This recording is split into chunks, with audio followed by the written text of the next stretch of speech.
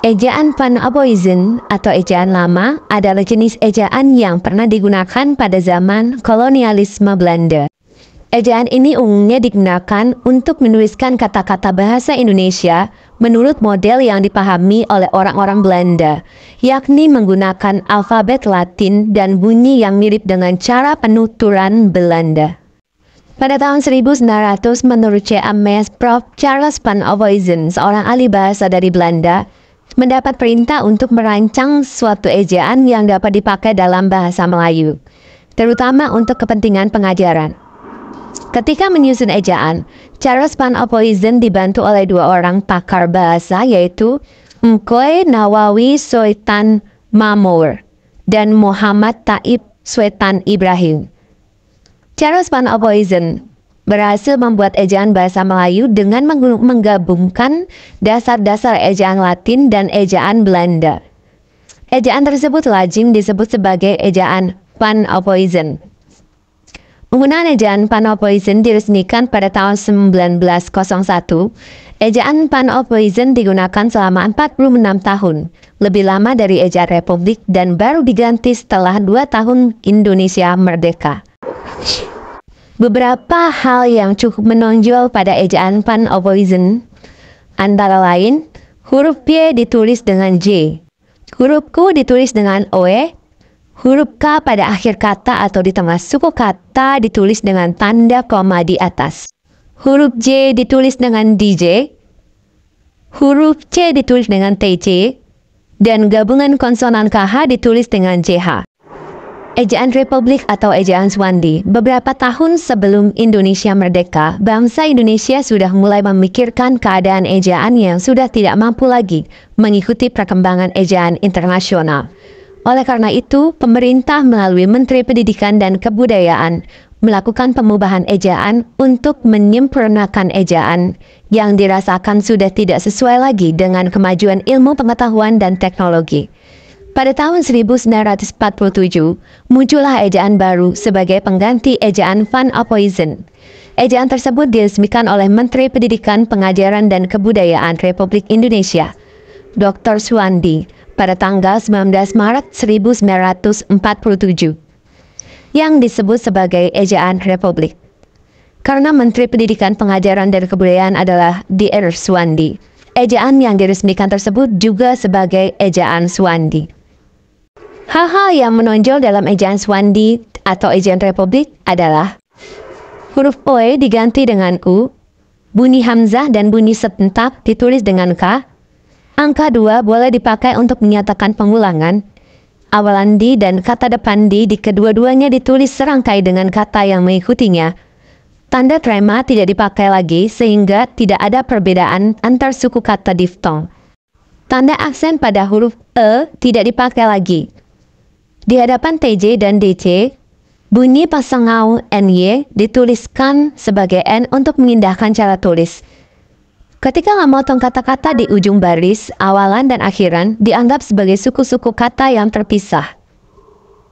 Huruf-huruf Q, X, dan Y tidak diatur pemakaiannya dalam ejaan. Huruf C hanya dipakai dalam hubungannya dengan huruf CH. Ejaan pembaruan adalah sistem ejaan bahasa Indonesia yang dirancang Panitia Bahasa dengan diketahui oleh Prijono dan Eka Topo pada tahun 1997 sebagai hasil keputusan Kongres Bahasa Indonesia II di Medan. Ejaan pembaruan merupakan suatu ejaan yang direncanakan untuk memperbarui ejaan Republik. Konsep ejaan pembaruan yang berhasil disusun dikenal dengan nama yang diambil dari dua nama tokoh, yaitu Profesor Prijono dan Eka Topo. Salah satu hal yang menarik pada konsep ejaan pembaruan ialah disederhanakannya huruf-huruf yang berupa gabungan konsonan dengan huruf tunggal, yaitu gabungan konsonan DJ diubah menjadi J, gabungan konsonan TJ diubah menjadi TS, gabungan konsonan NG diubah menjadi N, gabungan konsonan NJ diubah menjadi N, dan gabungan konsonan SJ diubah menjadi S. Selain itu, gabungan vokal diftong I, AU, dan OI ditulis berdasarkan pelafalannya, yaitu menjadi ai, au, dan oi. Pada akhir tahun 1950-an, penulis mulai merasakan kelemahan yang terdapat pada ejaan Republik. Terdapat kata-kata yang sangat mengganggu dalam penulisan, yaitu bunyi bahasa yang dilambangkan dengan dua huruf, seperti DJ, TJ, SJ, NG, dan CH. Para pakar bahasa menginginkan satu lambang untuk satu bunyi. Gagasan tersebut dibawa ke dalam pertemuan dua negara, yaitu pada tahun 1959 di mana Indonesia bekerja sama dengan Malaysia untuk membuat ejaan yang dinamakan dengan ejaan Melindo. Ejaan Melindo adalah ejaan Latin yang termuat dalam pengumuman bersama ejaan bahasa Melayu Indonesia. Konsep bersama itu memperlihatkan bahwa satu bunyi bahasa dilambangkan dengan satu huruf. Salah satu lambang itu adalah huruf J sebagai pengganti DJ, huruf C sebagai pengganti huruf TJ, huruf N sebagai pengganti NG, dan huruf N sebagai pengganti NJ. Berikutnya adalah ejaan baru atau ejaan LBK. Ejaan baru pada dasarnya merupakan lanjutan dari usaha yang telah dirintis oleh panitia ejaan Melindo. Para pelaksana ejaan terdiri dari panitia ejaan LBK dan panitia ejaan dari Malaysia.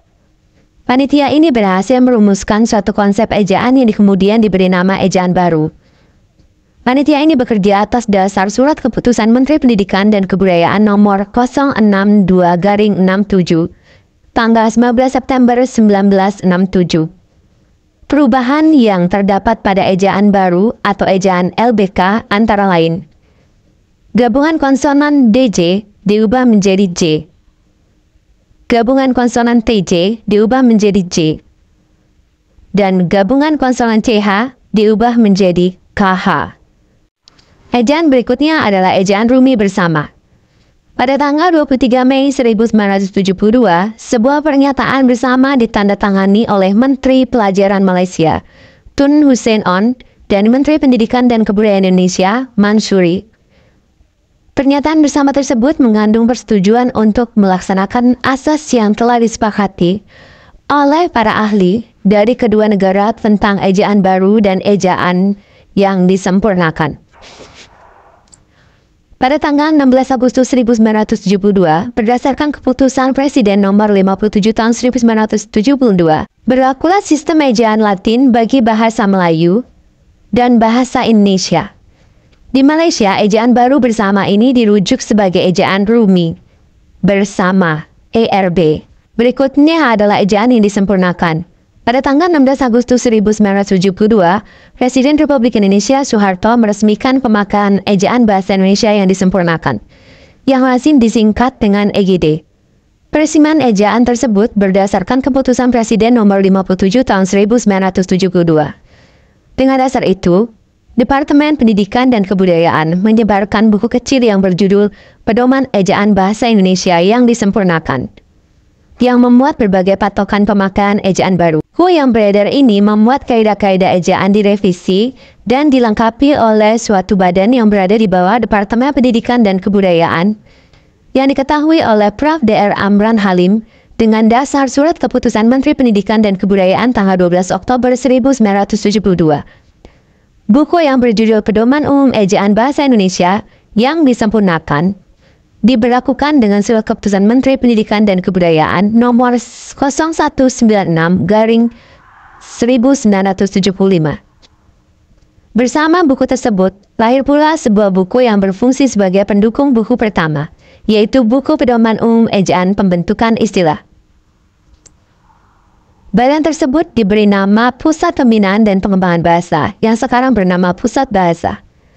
Pada ejaan bahasa Indonesia yang disempurnakan, terdapat pembahasan lengkap meliputi pemakaian huruf, penulisan kata, pemakaian tanda baca, dan penulisan unsur serapan. Pedoman ejaan yang disempurnakan adalah pedoman yang berlaku sejak tahun 1972, namun pada tahun 2015, ejaan yang disempurnakan berganti menjadi Pedoman Umum Ejaan Bahasa Indonesia. Ejaan yang disempurnakan hanya menggunakan huruf miring untuk menunjuk huruf bagian kata-kata atau kelompok kata tertentu. Sedangkan dalam Pedoman Umum Ejaan Bahasa Indonesia digunakan huruf miring dan tebal untuk menunjuk atau menegaskan tulisan tertentu. Kemudian sejak tahun 2022, Pedoman Umum Ejaan Bahasa Indonesia kembali beralih menjadi ejaan yang disempurnakan edisi 5 yang ditetapkan bertepatan dengan 50 tahun penempatan ejaan yang disempurnakan, yaitu 16 Agustus 1972. Secara umum, perubahan yang terdapat dalam edisi ini berupa penambahan kaidah baru dan perubahan pada kaidah yang telah ada. Selain itu, terdapat juga perubahan redaksi, perubahan contoh, dan perubahan tata cara penyajian.